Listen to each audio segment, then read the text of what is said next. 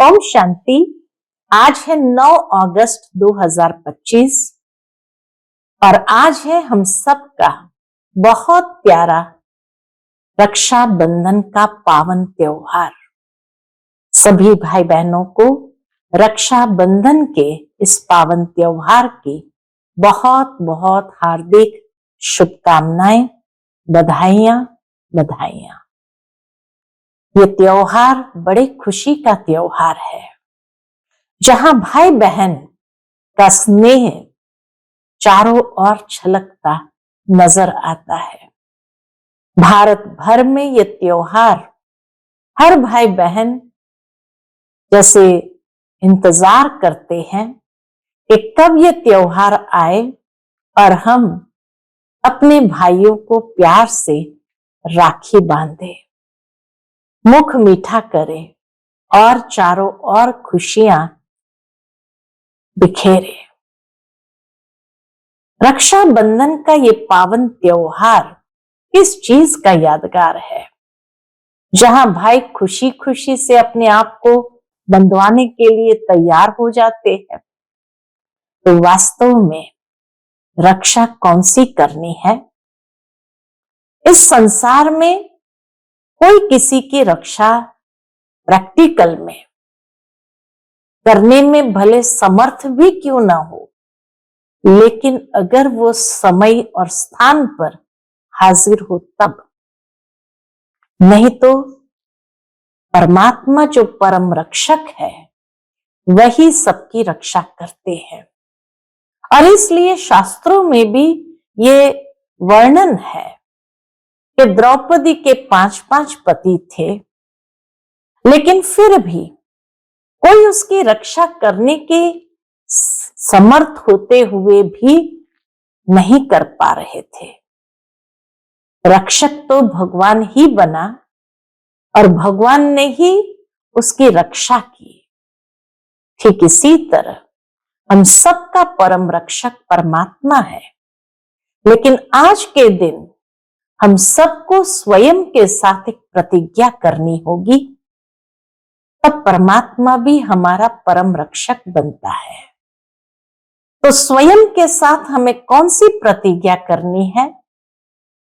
3 रक्षक बनने की प्रतिज्ञा करनी है। सबसे पहला, हमें स्वयं रक्षक बनना है। स्वरक्षक। किस चीज की स्वरक्षा करनी है? अपने मन की स्थिति की रक्षा हमें स्वयं करनी है। हम कभी भी अपने मन को नकारात्मक दिशा, व्यर्थ दिशा में न ले जाए, उसका दृढ़ संकल्प करना है। सदा अपने मन की स्थिति को श्रेष्ठ और सकारात्मक बनाए रखे, ये रक्षा हमें स्वयं करनी होगी। कोई और हमारे लिए नहीं कर सकता है।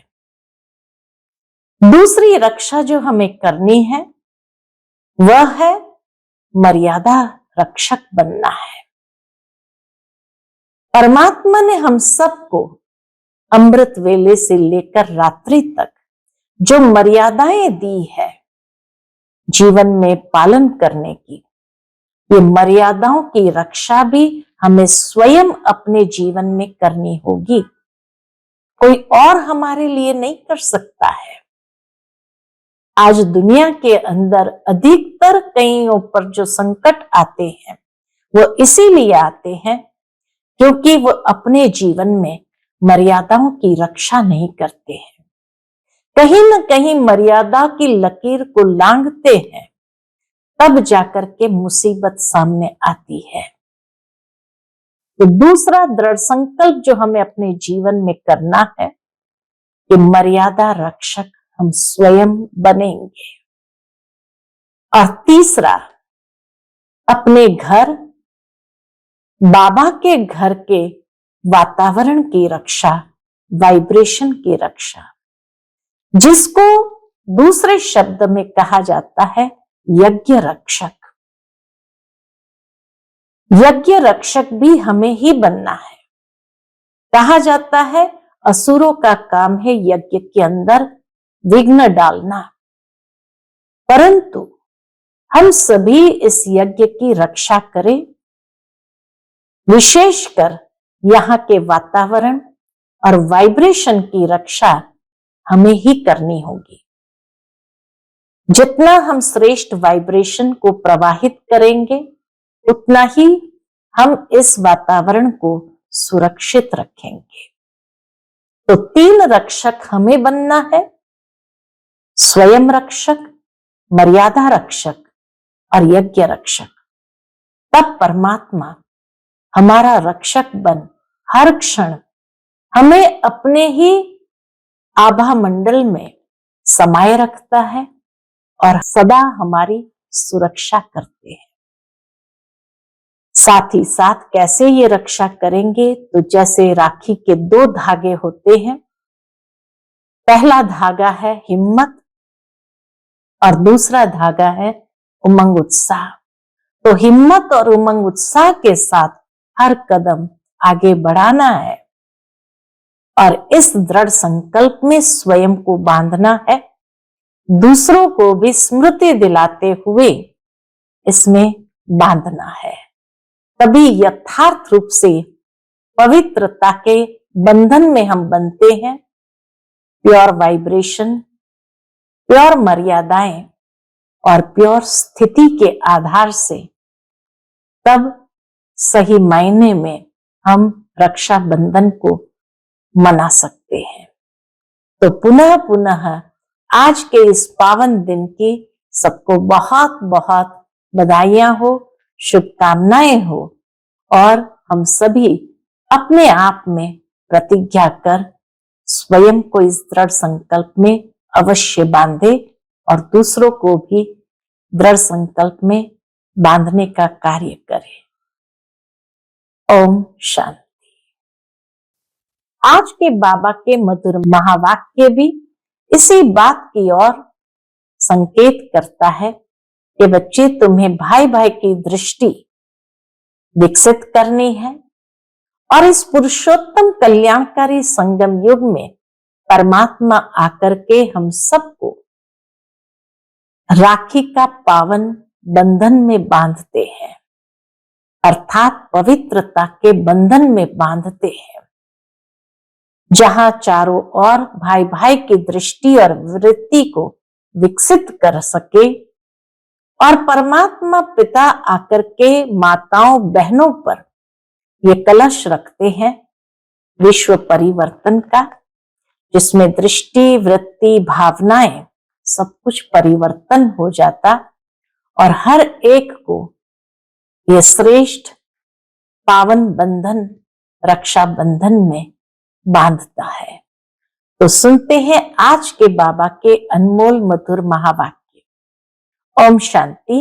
मीठे बच्चे, ये पुरुषोत्तम संगम युग कल्याणकारी युग है। इसमें ही पढ़ाई से तुम्हें श्री कृष्णपुरी का मालिक बनना है। आज की मुरली से प्रश्न है, बाप माताओं पर ज्ञान का कलश क्यों रखते हैं? कौन सी एक रिवाज भारत में ही चलती है? उत्तर है, पवित्रता की राखी बांध सबको पतित से पावन बनाने के लिए बाप माताओं पर ज्ञान का कलश रखते हैं। रक्षा बंधन का भी भारत में ही रिवाज है। बहन भाई को राखी बांधती है, ये पवित्रता की निशानी है। बाप कहते, बच्चे तुम माम एकम याद करो तो पावन बन पावन दुनिया के मालिक बन जाएंगे। आज की मुरली से पहले गीत बजा है, भोलेनाथ से निराला कोई और नहीं, ऐसी बिगड़ी को बनाने वाला कोई और नहीं। ओम शांति। यह है भोलेनाथ की महिमा, जिसके लिए कहते हैं देने वाला है। भोलानाथ देने वाला है, भोला भंडारी इसलिए कहते हैं। तुम बच्चे जानते हो श्री लक्ष्मी नारायण को ये राज्य भाग्य किसने दिया? जरूर भगवान ने दिया होगा, क्योंकि स्वर्ग की स्थापना तो वही करते हैं।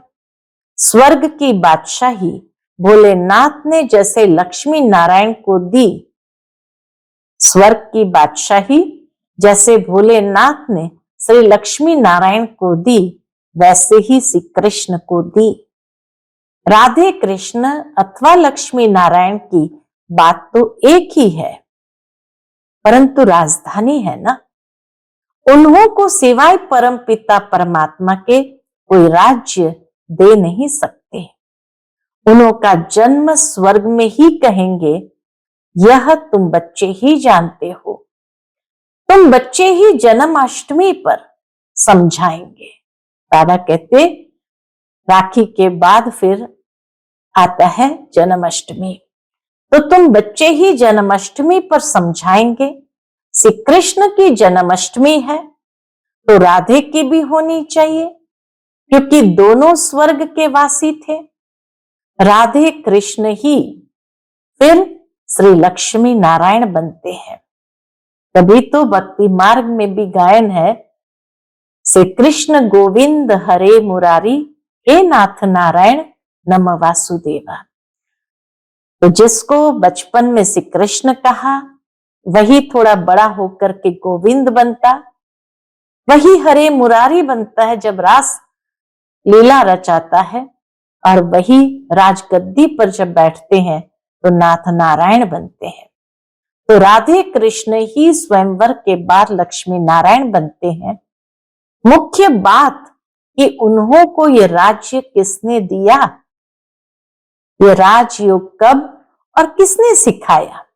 स्वर्ग में तो नहीं सिखाया होगा, सतयुग में तो वह है ही उत्तम पुरुष, कलयुग के बाद होता है सतयुग, तो जरूर कलयुग अंत में राजयोग सीखे होंगे, जो फिर नए जन्म में राजाई प्राप्त की है।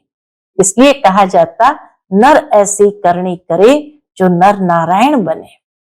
तो जरूर कलयुग में ऐसे कर्म किए तब तो जाकर नारायण बने, अर्थात वो राजयोग सीख करके नर से नारायण बने।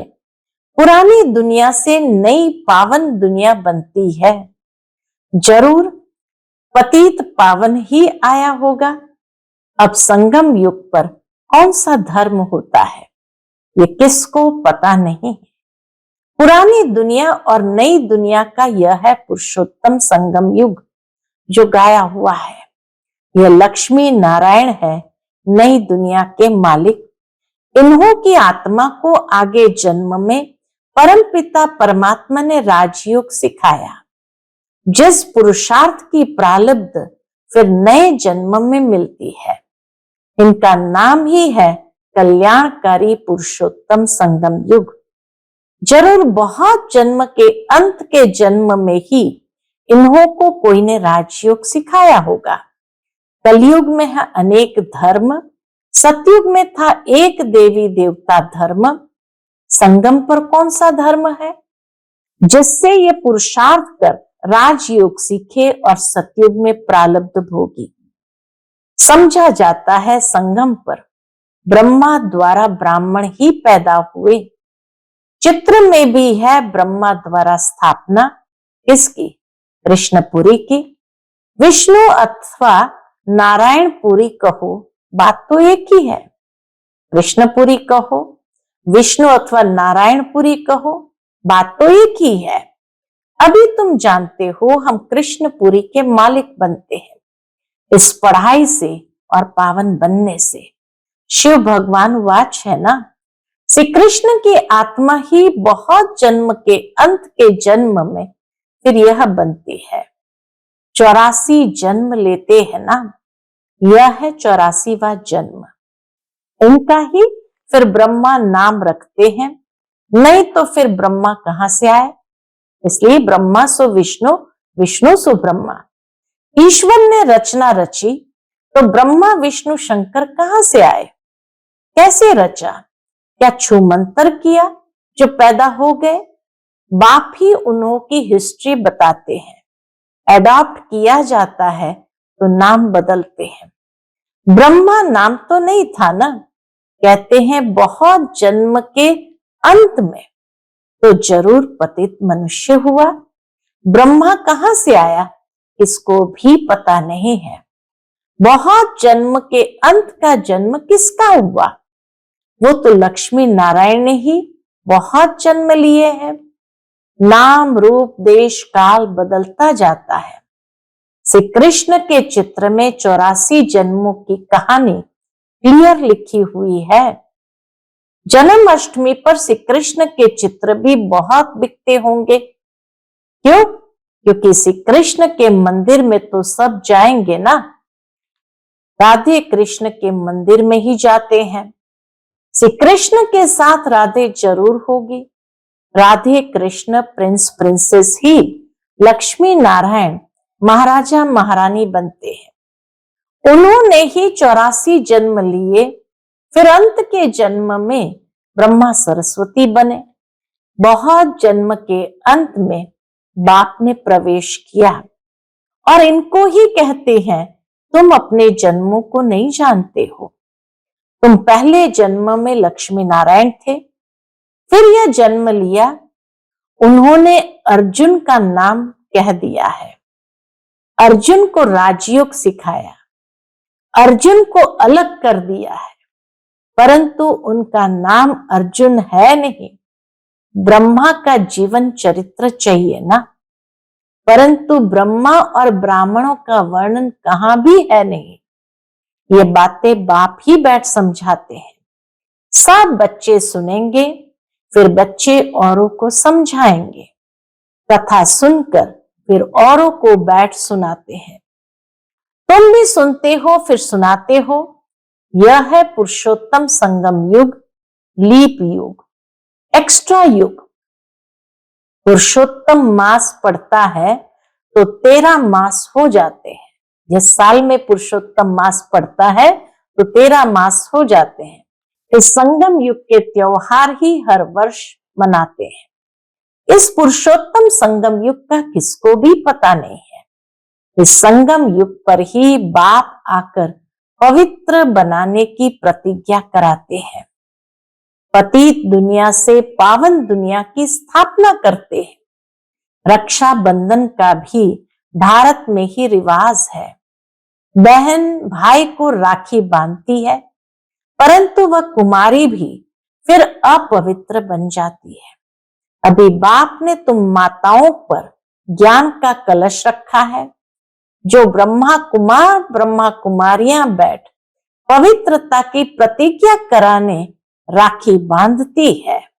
बाबा कहते हैं ज्ञान का कलश रखा है। जो ब्रह्मा कुमार ब्रह्मा कुमारियां बैठ पवित्रता की प्रतिज्ञा कराने राखी बांधती है। बाप कहते माँ में कम याद करो तो तुम पावन दुनिया के मालिक बन जाएंगे।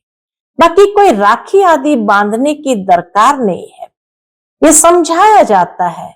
जैसे साधु सन्यासी लोग दान मांगते हैं। कोई कहते हैं क्रोध का दान दो, कोई कहते प्याज मत खाओ। जो खुद नहीं खाते होंगे वह दान लेते होंगे।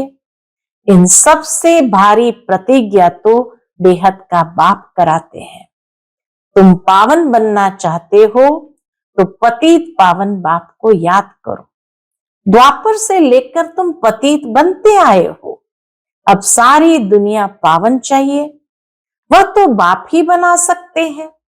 सर्व का गति सदगति दाता कोई मनुष्य हो नहीं सकता। बाप ही पावन बनने की प्रतिज्ञा लेते हैं। भारत पावन स्वर्ग था न, पतित पावन व परमपिता परमात्मा ही है। श्री कृष्ण को पतित पावन नहीं कहेंगे। उनका तो जन्म होता है, उनके तो माँ बाप भी दिखाते हैं। एक शिव का ही अलौकिक जन्म है। वह खुद ही अपना परिचय देते हैं कि मैं साधारण तन में प्रवेश करता हूं।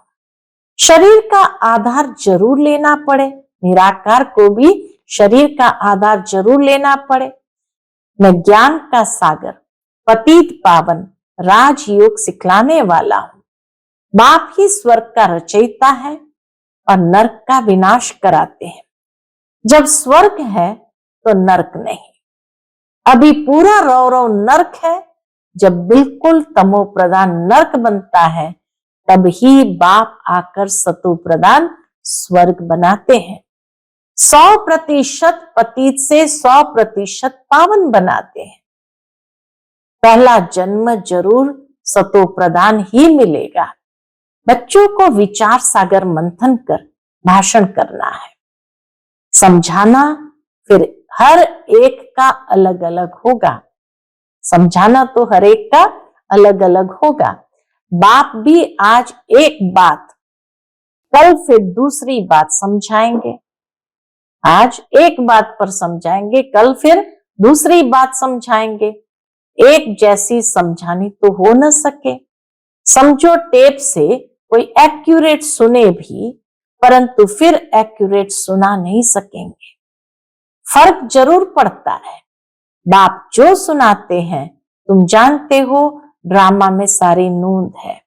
अक्षर बाय अक्षर जो कल्प पहले सुनाया था, वह फिर आज सुनाते हैं। यह रिकॉर्ड भरा हुआ है। भगवान खुद कहते हैं, मैंने जो 5000 वर्ष पहले हूबहू अक्षर बाय अक्षर सुनाया, वही सुनाता हूं। बाबा खुद कहते हैं, मैंने जो 5000 वर्ष पहले हूबहू अक्षर बाय अक्षर सुनाया है, वही सुनाता हूं। ये शूट किया हुआ ड्रामा है, इसमें फर्क जरा भी नहीं पड़ सकता। इतनी छोटी आत्मा में रिकॉर्ड भरा हुआ है। अब श्री कृष्ण जन्माष्टमी कब हुई थी, यह भी बच्चे समझते हैं। आज से 5000 वर्ष से कुछ दिन कम कहेंगे, क्योंकि अभी पढ़ रहे हैं। नई दुनिया की स्थापना हो रही है। बच्चों के दिल में कितनी खुशी है। तुम जानते हो, श्री कृष्ण की आत्मा ने 84 का चक्कर लगाया, अब फिर श्री कृष्ण के नाम रूप में आ रही है। अब फिर श्री कृष्ण के नाम रूप में आ रही है। चित्र में दिखाया है, पुरानी दुनिया को लात मार रहे हैं, नई दुनिया हाथ में है। अभी पढ़ रहे हैं, इसलिए कहा जाता है श्री कृष्ण आ रहे हैं। जरूर बाप बहुत जन्म के अंत में ही पढ़ाएंगे। ये पढ़ाई पूरी होगी तो श्री कृष्ण जन्म लेंगे। बाकी थोड़ा टाइम है पढ़ाई का। जरूर अनेक धर्मों का विनाश होने बाद श्री कृष्ण का जन्म हुआ होगा। सो भी एक श्री कृष्ण तो नहीं, सारी श्री कृष्ण पूरी होगी। यह ब्राह्मण ही है जो फिर ये राजयुग से देवता पद पाएंगे।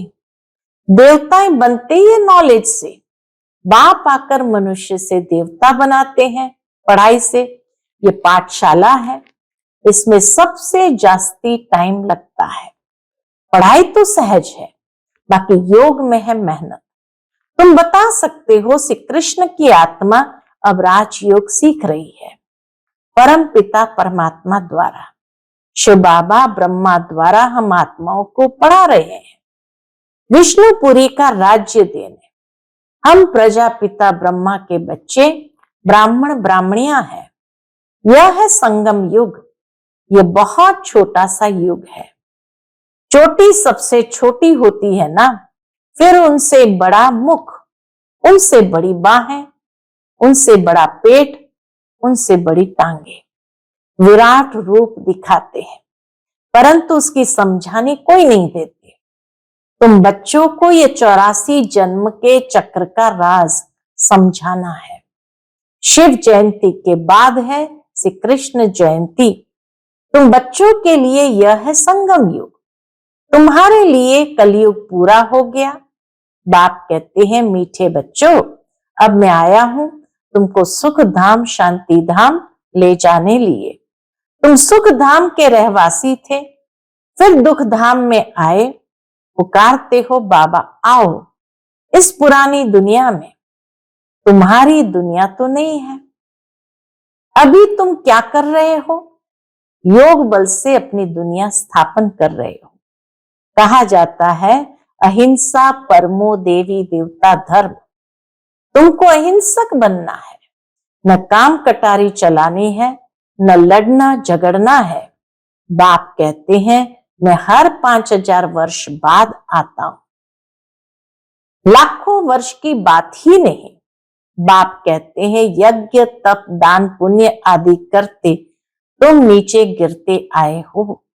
ज्ञान से ही सदगति होती है।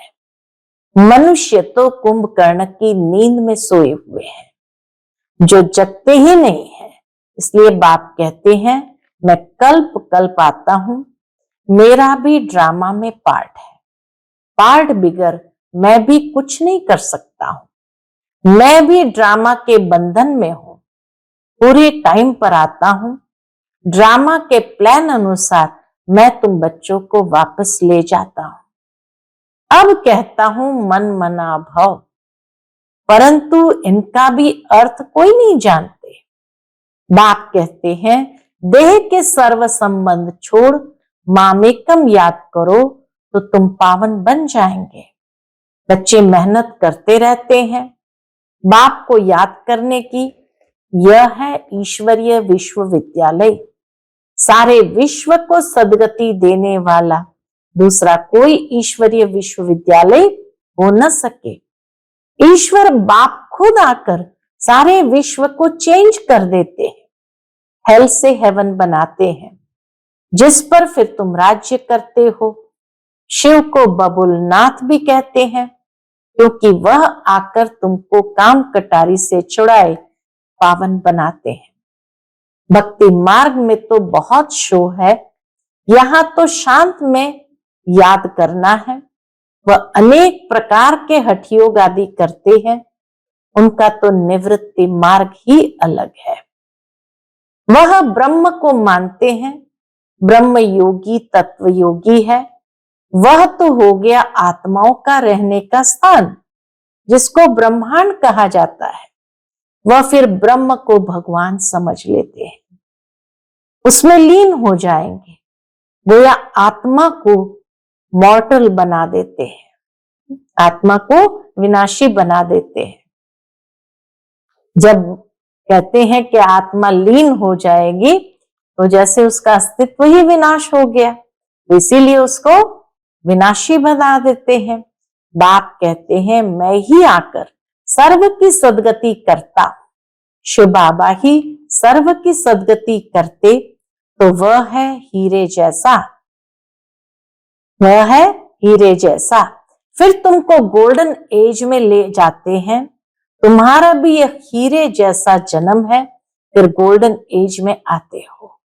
यह नॉलेज तुमको बाप ही आकर पढ़ाते हैं, जिससे तुम देवता बनते हो। फिर यह नॉलेज प्राय लोप हो जाती है। इन लक्ष्मी नारायण में भी रचता और रचना की नॉलेज नहीं है। इस समय ही ब्राह्मण बच्चों में अच्छा मीठे मीठे सिकिलते बच्चों प्रति माता पिता बाप दादा का याद प्यार और गुड मॉर्निंग। रूहानी बाप की रूहानी बच्चों को नमस्ते। हम सब रूहानी बच्चों की रूहानी माता पिता बाप दादा को याद प्यार, गुड मॉर्निंग और नमस्ते नमस्ते। शुक्रिया बाबा, शुक्रिया। आज की मुरली से धारणा के लिए मुख्य सार है। पहली पॉइंट, इस पुरानी दुनिया में रहते डबल अहिंसक बन योग बल से अपनी नई दुनिया स्थापन करनी है। अपना जीवन हीरे जैसा बनाना है। दूसरी पॉइंट, बाप जो सुनाते हैं उस पर विचार सागर मंथन कर दूसरों को सुनाना है। सदा नशा रहे कि ये पढ़ाई पूरी होगी तो हम कृष्णपुरी में जाएंगे। आज का बाप दादा का मधुर वरदान हम बच्चों के प्रति है, अपवित्रता के नाम निशान को भी समाप्त कर हिज होलीनेस का टाइटल प्राप्त करने वाले होली हंस भव। अपवित्रता के नाम निशान को समाप्त कर हिज होलीनेस का टाइटल प्राप्त करने वाले होली हंस भव। जैसे हंस कभी भी कंकड़ नहीं चुकते, रत्न धारण करते, ऐसे होली हंस किसी के अवगुण अर्थात कंकड़ को धारण नहीं करते। वे व्यर्थ और समर्थ को अलग कर व्यर्थ को छोड़ देते, समर्थ को अपना लेते हैं। ऐसे होली हंस ही पवित्र शुद्ध आत्माएं हैं। उनका आहार व्यवहार सब शुद्ध होता है। जब अशुद्धि अर्थात अपवित्रता का नाम निशान भी समाप्त हो जाए, तब भविष्य में हिज होलीनेस का टाइटल प्राप्त हो। इसलिए कभी गलती से भी किसी के अवगुण धारण नहीं करना है। आज का स्लोगन है, सर्वंश त्यागी वही है जो पुराने स्वभाव संस्कार के वंश का भी त्याग करता है। सर्वंश त्यागी वह है जो पुराने स्वभाव संस्कार के वंश का भी त्याग करता है। आज का व्यक्ति इशारा है, सहज योगी बनना है तो परमात्मा प्यार के अनुभवी बनो। कोई भी कार्य करते बाप की याद में लवलीन रहो। किसी भी बात के विस्तार में न जाकर विस्तार को बिंदी लगाए, बिंदी में समा दो। बिंदी बन जाओ, बिंदी लगा दो तो सारा विस्तार, सारी जाल सेकंड में समा जाएगी और समय बच जाएगा, मेहनत से छूट जाएंगे, बिंदी बन बिंदी में लवलीन हो जाएंगे। अच्छा, ओम शांति।